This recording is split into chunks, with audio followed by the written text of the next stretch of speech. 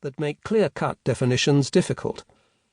Several decades ago, I was in a jeep meandering down a mountain road when I hit a roadblock.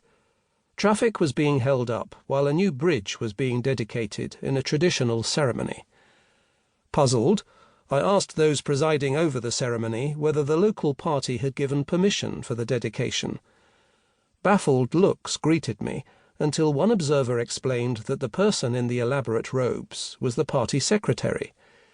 It was incumbent on him, as the most important figure in the village, to dedicate the new bridge that would provide a crucial link to the outside world, and, the villagers hoped, bring new wealth to the locality.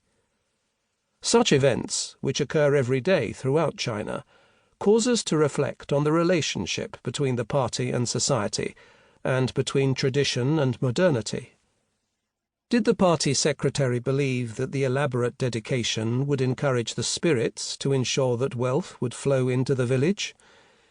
Did he feel compelled to perform the celebration to retain or build credibility among the locals? Was he bringing the word of the party into the village, or was he bringing local interests and possibly heterodox beliefs into the party? In all of these cases, it was probably both. The traditional ritual contrasted with the construction of the bridge, which represented modernity and integration of the village with the outside world. The bridge was the link to the market that had been the driving force behind the reforms of the 1980s and 1990s. Even though the CCP has tried to penetrate society more thoroughly than its predecessors, the last 70 years, since it has taken power, have revealed the residual power of local cultures. In the southern province of Guangdong, traditional clan structures play an important role in economic and political life. In villages that I have visited in the province, large lineage halls have been restored or built anew, clearly forming the most important organizing point for political and socio-economic exchanges. This re-emergence of more overt traditional power structures has made implementation of party rule more difficult. In some villages, the party secretary and lineage head are one and the same.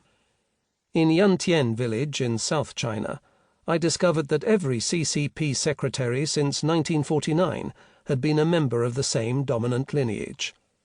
This included the period of land reform, when some clan members were executed as landlords, the Great Leap Forward, GLF, of 1958 to 1960, when communal practices and living were pushed to an extreme, and the period since 1978, as the party has allowed economic reforms. Lineage dominance over local politics is traditional, not Leninist or even class-based. Yantian party secretaries in recent years have proven adept at retaining the full support of the higher-level party authorities while protecting the interests of village members, and in so doing they have acquired considerable wealth for the village. Again, the question arises as to whether the CCP is controlling the local community through the lineage, or the lineage is using the party to protect and promote its own interests, or some combination of the two. These local identities are reinforced by religious practices and customs.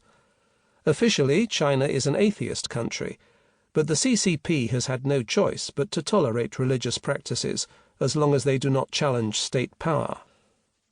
The party has adopted a series of secular official celebrations that mark key dates in the history of the revolution or in communist traditions, such as National Day, October the 1st, and International Labour Day, May the 1st. But the most important festivals are derived from Chinese tradition, Chinese New Year, a week in January or February based on the lunar calendar, and Qingming, grave sweeping day in early April, and local customs.